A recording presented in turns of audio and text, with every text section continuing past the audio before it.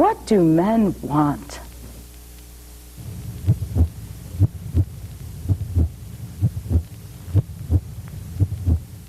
Manifests itself in relationships, and you feel it in relationships, and they can be very powerful spiritually. And if that's what you need, that's what you should go for.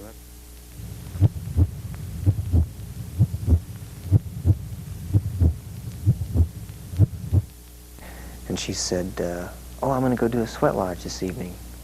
And I begged her to take me along, and that was about 6 years ago.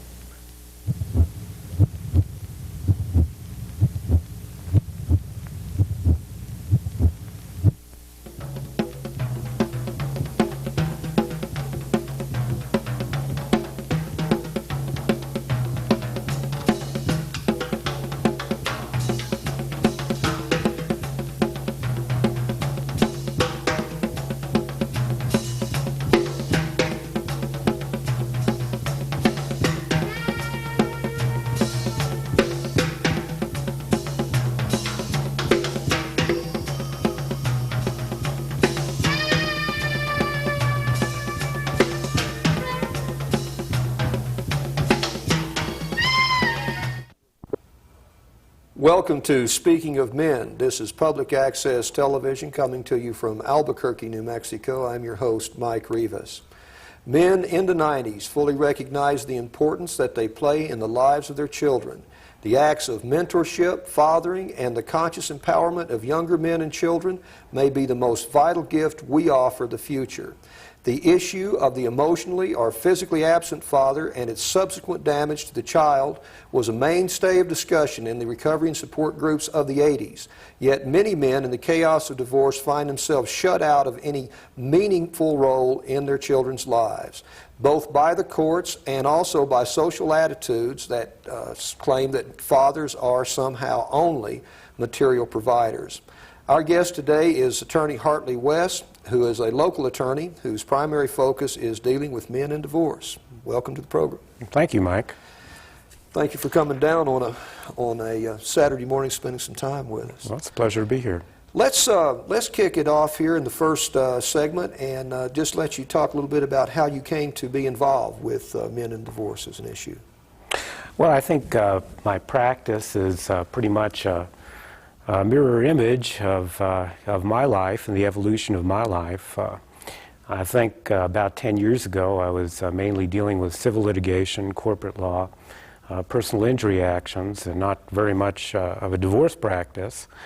But about 7 years ago I became involved with a divorce, and there were children. My children were involved, and many of the issues that my clients currently face were involved as well. And not knowing very much about the divorce process, I was frightened, as many men are, going through the divorce process in the courts for the first time. And I began to study up on the laws and learn more and more about custody issues, and that became very interesting to me. And I just continued with those studies into my practice and incorporated what I learned into my practice. And now my practice has evolved into one where I deal primarily with men, and primarily with men being involved in the divorce system. So you did a complete shift from focusing on corporate and business types of things to just dealing with a little bit more human. That's right, Mike. Yeah. Well, it amazes me sometimes the things that, realizing that people in the legal profession do deal with a lot of heart and soul kinds of issues, and I'm not real super at dealing with that myself, and I kind of admire that in people when they take it on, especially as a point of interest. What types of legal problems do men face today? Well, the men that I get in my office, I think, are primarily concerned with custody issues. For most people getting involved in the courts, their first experience is through divorce. Unfortunately, I'm sure you're aware of the divorce rate in this country is approaching or now exceeding 50% of the marriages. And most of those marriages that break up involve children. And as a result, men that are involved in the process generally have children and are concerned about losing their children. And I think that's the major fear that men have in the divorce process, and the men that come to see me are certainly frightened about being disenfranchised as a father. Disempowerment is another way of looking at that. That's right. That's a terrible thing. Let's see. What are some of the, you'd caution me against just using blanket statements, and I think divorce is another one of those issues that men and women have where it's really highly charged emotionally, and the issues and things aren't real clear a lot of times. You have a lot of blame, resentment, and argument, and that kind of thing. What are some things that work against men? What types of cultural prejudices and stereotypes affect the process, do you feel? Well, I think that's exactly it. I think traditionally men have been the providers and women have been the caregivers in society. And I believe that began to change with the women's movement in this country in the early 60s. Women became providers as well as caregivers, and that pretty much forced a different attitude for men. And men are changing. They are becoming nurturers, which has never been really acceptable before. And they're not only being providers, they're also becoming caregivers. You bet. So there's a whole change in consciousness for men and women in America. Let's take a short break here for another book review from our Worth Reading series. Our producer, Mike Kruchowski, will be taking a quick look at an important book called Why Men Are the Way They Are. Please stay with us. We'll be right back.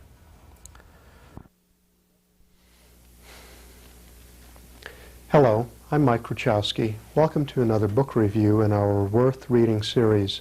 Today we take a short look at the 1986 bestseller, Why Men Are the Way They Are. This critically acclaimed book by Dr. Warren Farrell is even more relevant today than it was when first published a few years ago. Who hasn't heard today's all-too-common refrain, "Why are men such jerks?" The women who asked this question seem genuinely confused and frustrated in their attempts to understand and get along with the men in their lives. Although many of us men know there's something objectionable about the question, most men haven't been able to articulate the reasons why. At last, Dr. Farrell provides a succinct, persuasive answer. Basically, men aren't jerks. And as for the behavior women often cite as proof of their dismal assessment of men, Farrell states that women's own desires and demonstrated values are important ingredients in determining male behavior. How can that be? Isn't the author simply providing men a convenient, ready-made excuse for their actions? Not really. Farrell is only pointing out that our sex roles are mutually reinforcing. Every time women blame men for something, they avoid looking within themselves to discover what they're doing that might reinforce that behavior or even create it. To support his assertion, Farrell provides clear, compelling examples. His book is literally chock full of statistics, figures, illustrations, women's ads, women's writings, and feminist cartoons, to mention just a few, all with well-documented references to his sources. It's a devastating defense against the arguments of those who'd like to portray all women's experiences in terms of simply being victims of men. Farrell starts out with a list of the most frequent questions men and women ask about one another, such as, why are men so threatened by successful women? Then goes on to answer each in detail. He bases his answers in large part on his extensive experience in leading workshops for over 100,000 women and men. That experience led him to develop what he calls the listening matrix to help explain to women the male experience of powerlessness without minimizing the female experience of powerlessness. It's only through a willingness to listen to one another without laying blame or keeping score of all the injustices we've suffered that men and women can clear the way to reestablish mutual understanding and love. The book ends appropriately with a section he calls Reweaving Masculinity. In an era when male bashing has become almost a social institution, Farrell outlines his view of the best parts of male socialization, including my all-time favorite, personal responsibility. In my opinion, this book is a must for any man who wants to better understand his own responses to the many mixed messages women send to men. Women will greatly benefit from reading it too. If you read only one book this year, I hope you'll make Why Men Are the Way They Are by Dr. Warren Farrell that book. Join us again on upcoming shows for more book reviews in our Worth Reading series as we talk about worthwhile books for men, women, and children. Please stay with us. Our host and today's guest will be right back. Welcome back to Speaking of Men. This is Public Access Television from Albuquerque, New Mexico. I'm your host, Mike Rivas. We hope you found that short review of Warren Farrell's book interesting and worthwhile. We think the book has a lot of relevant information in it for both men and women. We're speaking with Hartley Wess about the legal plight of men in the 90s. Welcome back, Hartley. Welcome. Both you and I feel that it's important that children know their fathers. What types of roles do you feel men can play in the divorce process with their youngsters? Well, Mike, I think it's important for men to realize that while they're divorcing their spouse, for whatever reason, they're not divorcing their children. And I like to, in my practice, support men to become even more involved with their children than they had been during the marriage. And that's a big fear that men have, I think, going through the process, and one that I see quite often. In the confusion and all the emotions of grief and anger, men feel that they're losing their children, not only their property, their spouse, their pet dog. They feel they're losing their kids too. And I like to direct them in the opposite direction, rather than losing their children, to become more involved with their kids. And that's pretty much the focus of my practice. I see. What types of divorce are there? I mean, they talk about, there's a lot of talk these days about joint custody and timeshare, and could you discuss those a little bit for us? Yeah, well, since 1986, Mike, the state of New Mexico has had a joint custody statute which allows for the presumption that joint legal custody is in the best interests of children of the state of New Mexico upon divorce or the breakup of the family. What that essentially means, and there's a lot of misconception about that, I think a lot of men and a lot of the public feels that joint legal custody means that both parents share equally in the time that they have with the children. And that's not the case. Joint legal custody means that both parents share in the decision-making affecting the kids, the major decisions affecting their lives, such as residence, education, health care providers, recreation, schooling, religion. Those kind of decisions are shared. It does mean, joint legal custody does mean that both parents should have significant, well-defined periods of responsibility with their child. Another word that you used in our discussion preparing for the interview was the fact that both parents need to have a certain willingness to be flexible and to work things out. That's right. And the joint custody statute actually calls for a parenting plan to be formulated between the parents for the children. A typical parenting plan will contain provisions for time sharing, responsibilities of both parents to get the kids to and from school, to and from recreation. It will provide, one important feature is that it will provide a dispute resolution mechanism. Joint custodial parents need a way to resolve disputes that may arise, and always do, during the course of a child's life as they're growing up.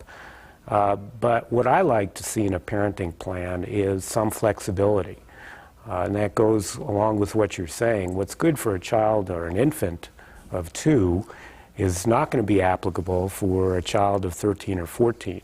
There has to be some flexibility amongst the parents to parent a child of divorce. You bet. You've covered it a little bit, but let's take could you say just a couple of things about mediation as a form of working out divorces and those things? Well, some years ago, I think people realized that litigation through the courts, especially on custody issues, is not best for children of divorce, not best for the parties. And mediation, especially here in Bernalillo County, the 2nd Judicial District, is the policy of the courts with respect to custody issues. You cannot litigate a custody issue in the courts in Bernalillo County without first attending mediation. And I think that's a very big step for our court system and a very positive step for our court system. So you're telling me that mediation is built into the system, that the court system actually tries to bring the parents together and take some of the emotional charge in that and begin to get some kind of reasonableness into the process. Yeah, particularly take the kids out of the middle of the dispute and resolve the issues of custody and time sharing before you start litigating those issues. Right, and of course one of the things you and I talked about is having youngsters, and which we'll touch on later, is having youngsters in the middle of a war between adults is really detrimental to the child. What are some of the effects of the divorce process upon men, and give us some of their reactions to it? Well, the effects of the divorce process are basically similar with men and women. The emotional aspects of the divorce process, clearly it's devastating. If any of your audience have ever been through a divorce, there's certainly nothing that I can add to the emotional turmoil that they've experienced. They know what that's like. And the children go through that too as well. The children are divorced. And one of the predictors, getting back to something you mentioned about the mental well-being, the emotional well-being, the mental health of children who come through a divorce, is if the parents can cooperate, if the parents can lessen the arguments between them. Studies have shown that children of divorce are emotionally better off as opposed to parents who continually fight about things, and especially in front of the children. Those children, studies show years later, do much worse. Right.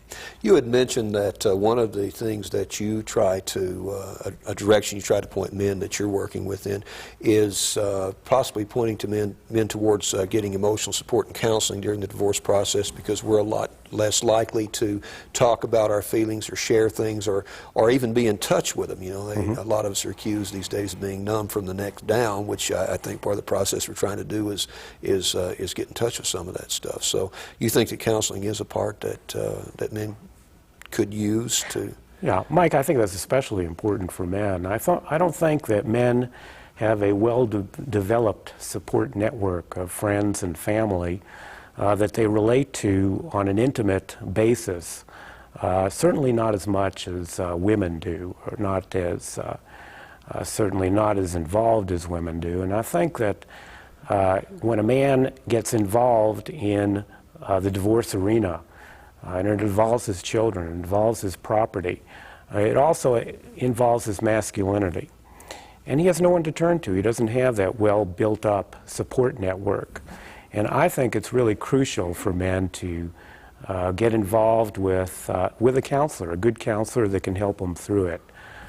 So he doesn't have to be alone in the process. He feels that he's got some support. You bet. That's great stuff. What are, it's also good for, one of the things that's come out of the men's movement that's kind of nice is that men can begin to get some of their needs met by working with other men emotionally, and that way all of that projection doesn't end up in the woman's lap, and she's, trying to carry stuff for both of you. Probably a good idea, because it takes a lot of the hysteria and, that kind of thing that's involved. What are some positive actions that men can take in working with their young, we've touched on it a little bit, but there are some things that men can do during a divorce to make it a little less traumatizing on their children. Do you have some suggestions on that? Yeah, I think the major thing they can do is stay actively involved with the kids. become a greater part of their life than perhaps they had been before. Get involved with their education, get involved with their schooling, get involved in all aspects of their life, recreation, and maintain that activity and involvement, and stay away from conflicts with the wife or the ex-wife. Don't put the child in the middle. Exactly. Don't make them carry messages back and forth, and don't make them play the roles of adults. Exactly. Let's go ahead and transition to our second break here. We're going to take another short break for a commentary by our producer, Mike Kruchowski. We'll be talking about some program goals and philosophies that we have here, which is pretty much a win-win for everybody if we can do it. I hope you'll please stay with us. We'll be right back. Hello, I'm Mike Kruchowski, producer of Speaking of Men. 2 weeks ago, we celebrated 1 year of programming on men's issues, first with the Channel 99 review, and now with this program. We've come full circle over the past year. We started out as a weekly, half-hour taped program, then shifted to a live, 1-hour phone-in format. Recently, we revamped the entire program and came back to our original format. This seems like a good time to re-examine and restate some of our goals and philosophies. Much of the current dissatisfaction men and women feel about one another seems to stem from a lack of communication and unrealistic expectations on both sides. This program is one attempt to provide a more balanced, in-depth discussion of men's issues to help turn back that rising tide of animosity toward one another. As producer, I believe the most important function of this show is to provide a forum for open, honest, and constructive coverage of men's concerns, hopes, and values, something our commercial media fail miserably to do. Men want to know that their voices will be heard and that their views considered, that the discussion of men's roles in our society will not be one-sided. Accordingly, we strive to present a variety of responsible viewpoints from both men and women while ensuring that men's concerns aren't lost in a storm of tired sexual rhetoric. Despite some of the obvious differences of opinion between men and women, most of us really want to get along better from positions of true sexual equality. Speaking of Men will continue to emphasize our common goals and common humanity without glossing over important sexual differences. Rather than focusing on a parochial agenda of men's rights, we prefer to keep our sights set on the real issue of basic human rights, challenging sexism, whatever its source. Our goal is to help create, as our host is so fond of saying, a win-win solution to men's and women's problems. Thanks for listening to these few points.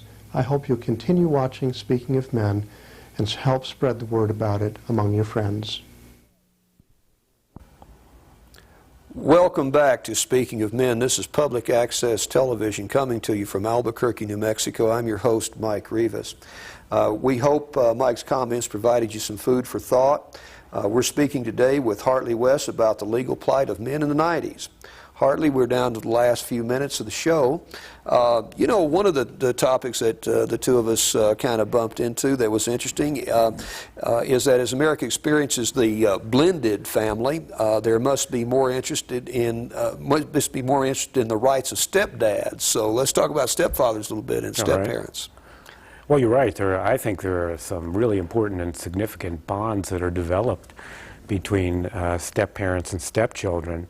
Unfortunately, here in New Mexico right now, we have no specific statute and no specific laws which protect that bond and preserve that bond. In fact, step-parents have no legal rights to visitation, or certainly no custodial rights to the stepchildren. I think this is a real issue of the 90s that our legislature should be addressing and will have to address because society is certainly needing some legislation which will allow that bond, important bond, to continue. I think that would be in the best interests of stepchildren where it is found that that's a crucial and important relationship.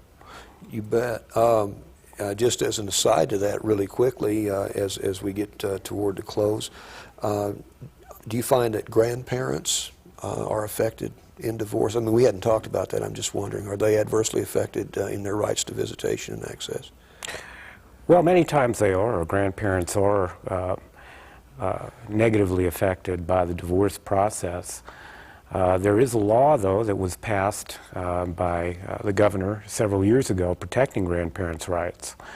And that's not true with stepfather's rights, step-parent rights. How do you feel New Mexico stands in regard to the rest of the states in regards to divorce and custody and those kind? You think we're on par with the rest of America legally? Well, I think actually our joint custody statute was one of the first to provide a presumption that joint legal custody is in the best interest of the children. I think at the time that that was passed by the legislature, there were very few states that made joint legal custody or allowed the presumption for joint legal custody. So I think we were pretty much out in the forefront. That's great to hear. We're down to the last couple of minutes. Let's wrap up here with a couple of quick comments from you. The first one would be you're saying that it's crucial for both parents to take youngsters out of the middle of the divorce process. Absolutely. And the second one, that the message of hope I got from you in our conversation in preparation for this thing was that there is hope if men will pursue the system. Could you, and their legal rights for men? And could you say a little bit about that for us? Yeah, I think many men feel that they will not be listened to in the courts. That their desires to be with their children, to parent their children, take responsibility for their children, those desires will fall on deaf ears. And my firm is all about, and what we do is make sure that somebody listens. And we listen, and we try to make the court system listen to their desires to maintain a good parental relationship with their children. So the bottom line is that if you're a father in divorce, that you are not in a feudal situation, that you, if you do pursue it, you do have rights and the courts will uphold you. And, but you also have to realize that you're going into a really emotionally charged situation and probably going to have to put up a little bit of a fight to make it work. Is that? That's right. I don't think there's any way to avoid the emotionally charged situation, but don't lose your children in the process. You bet. If people need more information, you got a number they could call you at? They can call our friendly staff at 243-6888 and get some more information. Hartley, I'd like to thank you for coming down and seeing us today. We'd like to thank our viewers for watching. If you'd like to comment on the program, watch for our phone number and address in the credits. We're always interested in your feedback. Please give us some input. This is Mike Rivas reminding you to stand if you can, run if you have to, but don't quit. Thanks for joining us, and goodbye.